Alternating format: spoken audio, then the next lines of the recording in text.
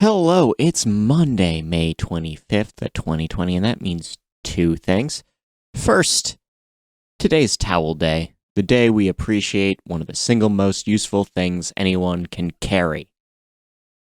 And it's time for the Light Read, Nailed's very own newsletter about what's going on in the industry, brought to you by Keystone and their XFit microstrip fixture.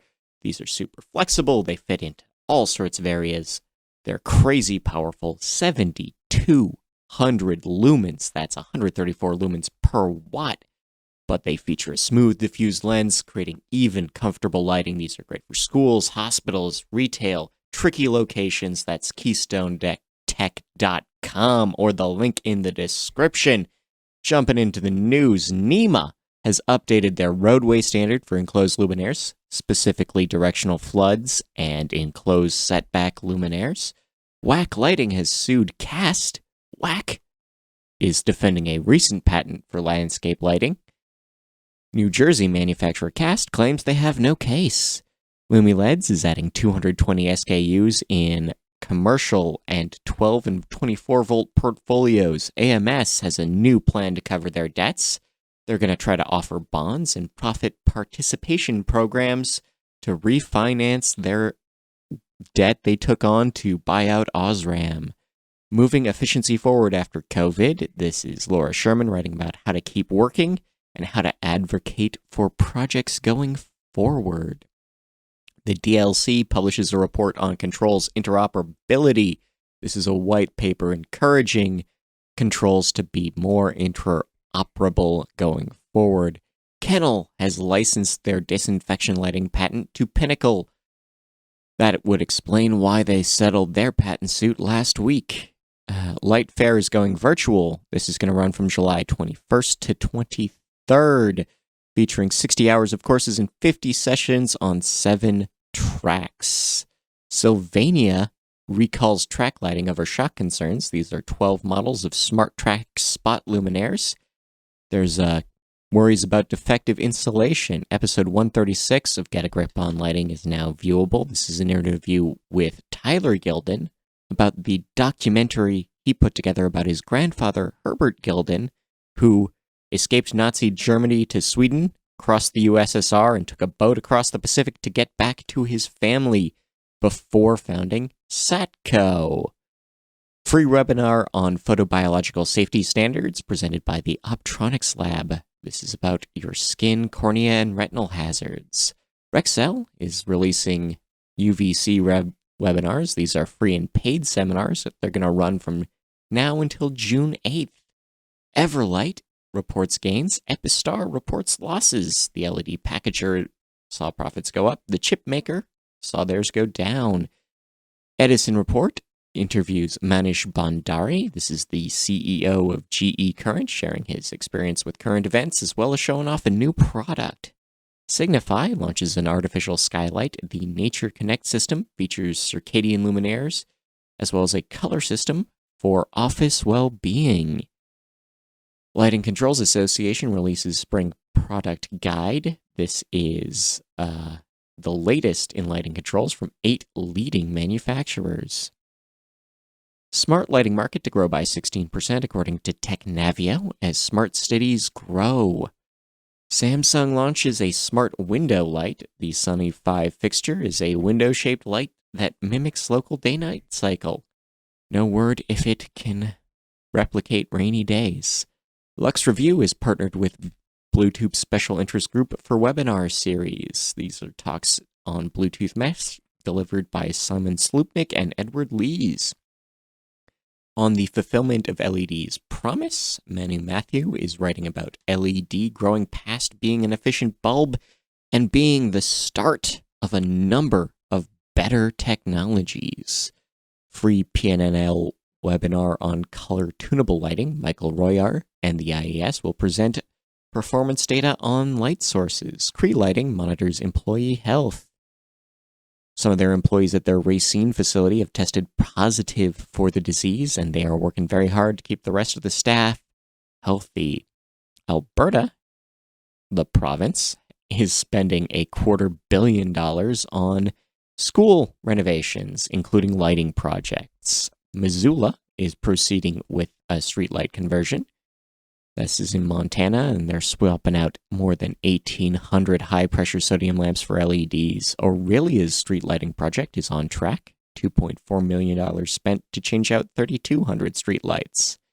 ST Microelectronics has joined the Zaga Consortium to help standardize near-field communications in lighting products and their manufacture.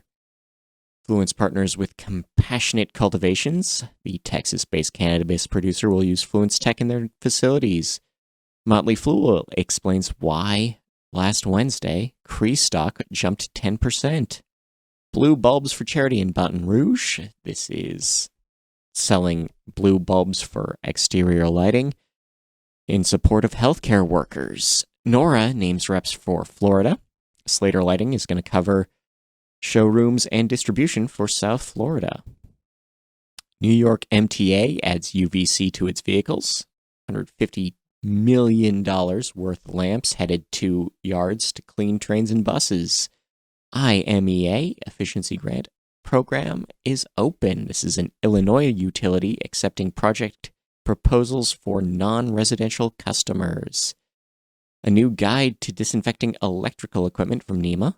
Best practices for cleaning your gear. Catherine Keene talking about the realities of using light to disinfect for Architect magazine. Dutch researchers can now explain how perovskites emit light. This is in contradiction to the accepted theory as to why these materials emit light in narrow frequencies.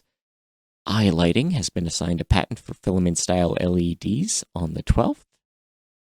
Archive copy of Edison's light bulb patent auctioned for $75,000. These are the British patent letters for the incandescent lamp sold by Oak Auctions. Tokyo U creates a tin dioxide semiconductor. This is a transparent film for solar panels and LEDs. Here's a fun DIY project. Flexible LED earrings. Art Deco styles if you've got the time to make something. Blue LED is bad for your skin, according to the Journal of Investigative Dermatology. As for hirings, transfers, appointments, and other revolving door news, Maxlight has named Umesh Baheti as the VP of Product Management, Engineering, and Supplier Relations. LuxTech has hired Tony Razzo as their Midwest Regional Sales Manager. Signify has approved board appointments for Maria Letizia Mariani, Frank Lubnow, and Pamela Knapp, as well as the reappointments of Eric Rondelat and Renee Van Schuten. Fulham Sales has added Tom Cook as Northeast Regional OEM Sales Manager and transferred Stephen Flemings to the Southeast region. Cortec Group has hired Matthew Hoffman as their Director of Finance. And I have been Scott Wachter. This has been the Light Read, brought to you by Nailed. Get associated, get educated, get more. And KeystoneTech.com. Check that out, or the link in the description. Enjoy the music.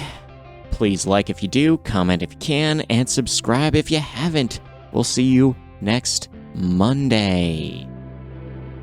Just think about it for a while. They never meant to sell a lie, but they found a way to steal your world forever. She crawled around our living room, searching for a mother's wound that she pulled away from your warm embrace that hit you. Motherhood of Waterloo, you feel it tighten like a noose, the soul respite asleep. She wasn't born to think that way. You called her name, she looked away, but always seemed to need a second glance. She's the one who needs a new thing to hold, the one who shook the screws loose for you, the one who liked to fall through the ice, the one who doesn't hold you. This love we feel is just a fantasy. This road we traveled is just a dead-end street. Dead-end street. The one who needs a new shook the screws loose for you, the one who liked to fall through the ice, the one who doesn't hold you, the one who needs a new thing to hold, the one who shook the screws loose for you, the one who liked to fall through the ice, the one who doesn't